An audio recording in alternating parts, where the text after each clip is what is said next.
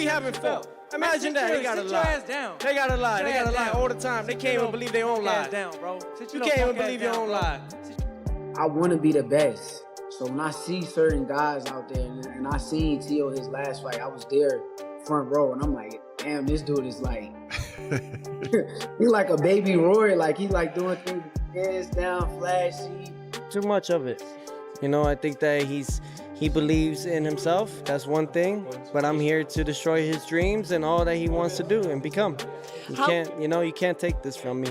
I worked very hard for it. At the press conference, Teofimo Lopez issued a brutal warning to Shakur Stevenson, making it clear that he will punish him in the ring. He said that even if he is seen as the underdog, he will show what he is capable of. Lopez stressed that people underestimate him at their own risk and promised a dominant performance that will leave no doubt about his skill, power, and determination. They didn't know that. They kept It don't that matter. protection program. Money talk, walk. Money talk. Lopez shows intense determination ahead of his fight with Shakur Stevenson. Confident and focused, he declares he will dominate in the ring, ready to prove his skill, power, and strategy. Lopez's mindset is clear. He is fully committed to winning and leaving no doubt about his abilities. Yeah. I'm gonna beat him up. And we know at one point you contemplated retirement. Seems like you're in a good place now. You're active. Where are you at right now? Where are you feeling about your career? Mentally, I'm in the Bahamas somewhere, having a coquito. Teofimo Lopez makes it clear that he will not allow Shakur Stevenson to take the belt he worked so hard to earn. He emphasizes the sacrifices behind his success, explaining that the title represents years of struggle, pain, and dedication. For Teofimo, this fight is about protecting what he built through hard work and perseverance. He believes strongly in himself and is determined to defend his position in the ring. Lopez views this moment as personal, driven by pride and effort, and insists that no one can take away something he earned through blood, discipline, and commitment. Of being in the ring, Yes. Shakur Stevenson. Obviously, you guys are both in Las Vegas. I'm hearing that you did link up today. A face-off happened between the two of you. Yeah, face-off happened. Things of that nature. Just to create the things that are in motion already. So we're really adamant about fighting each other next, and I can't wait for us to really lace it up. And I see him across the ring, and really when that bell rings, lights out for him. What's it like seeing him now kind of face to face? When you look at him, what do you see? Because obviously you're not locked in just yet, and the closer it gets to a fight, obviously things turn a little bit. But when you do look at Shakur, what do you think of him? I think I don't think too much of it.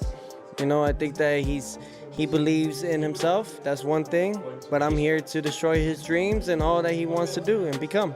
You can't take this from me. I worked very hard for it.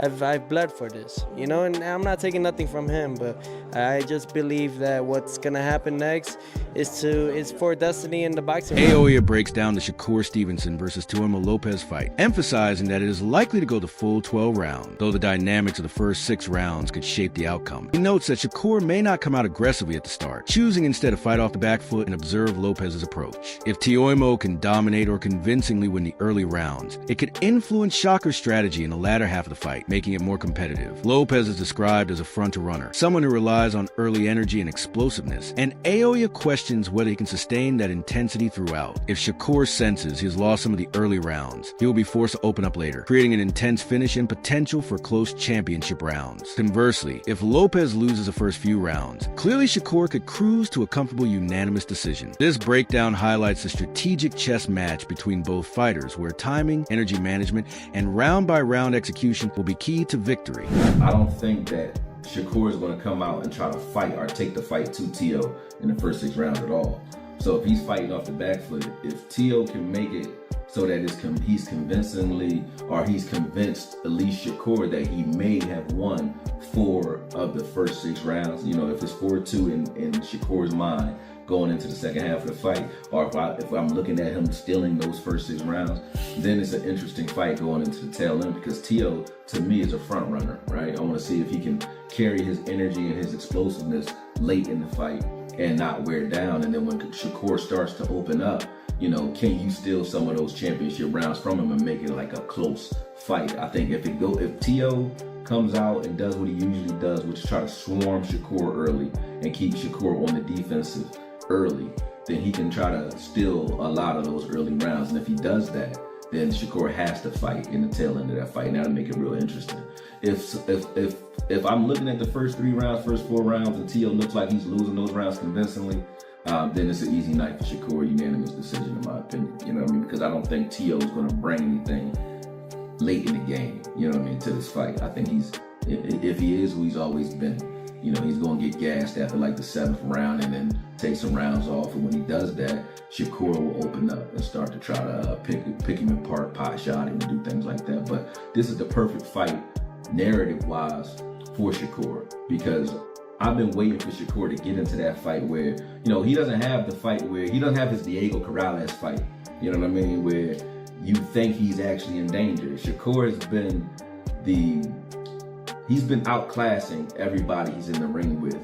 You know what I mean? Then the guys that you think could give him some work, like De Los Santos, I know people hate when I bring that fight up, but I want to see him.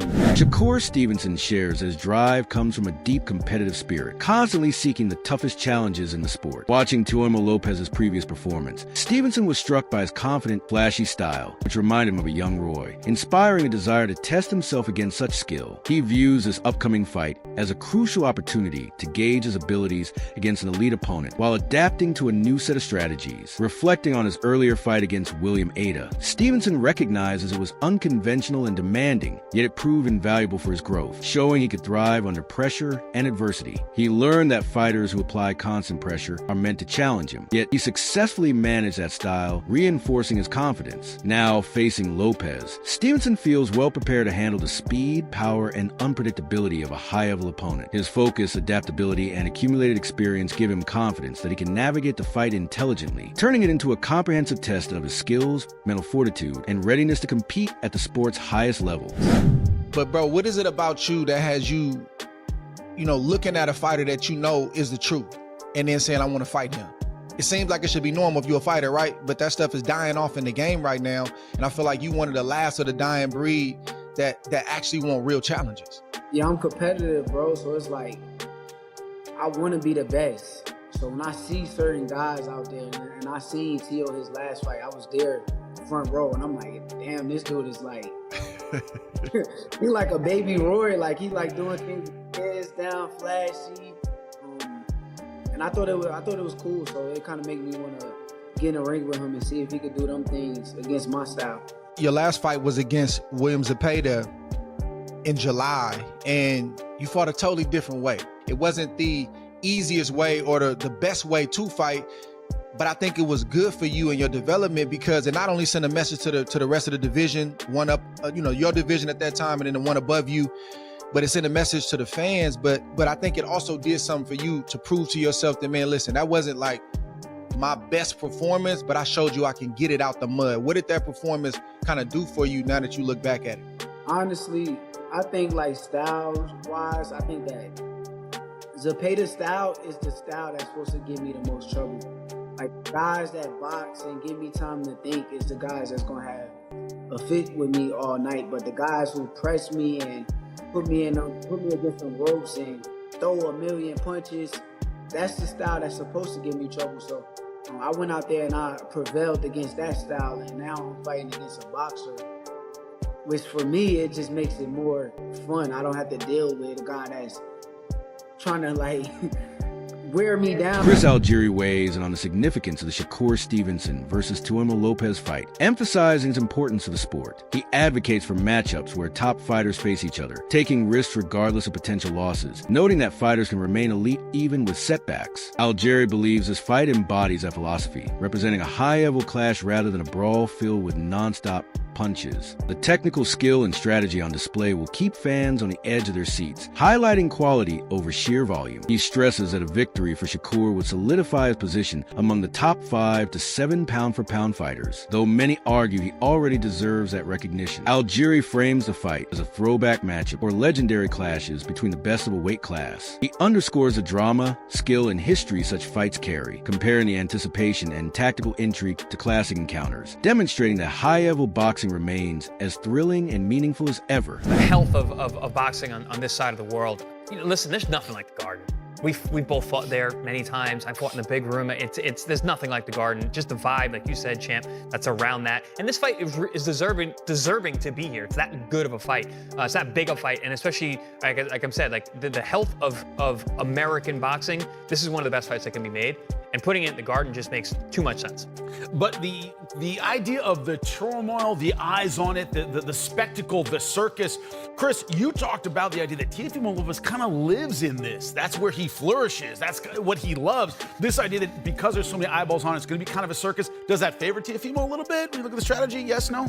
I'm going to say, well, I can't say for certain because there's no certain with Teofimo Lopez. He's one of the most up, down, left, right guys I've ever been around. Mercurial, we could say, yes. But when he is on, he's damn near unbeatable. I mean, he's such a good athlete. He has such a good boxing IQ. He's so physical and explosive. And again, I've said this on past shows. I've called him many times for Top Rank, been around fight weeks. And it just seems to me, the more out of sorts he seems, the more back against the wall it looks like, the more that he's an underdog, the better he performs. And this could be that kind of situation. New York is a tough place, man.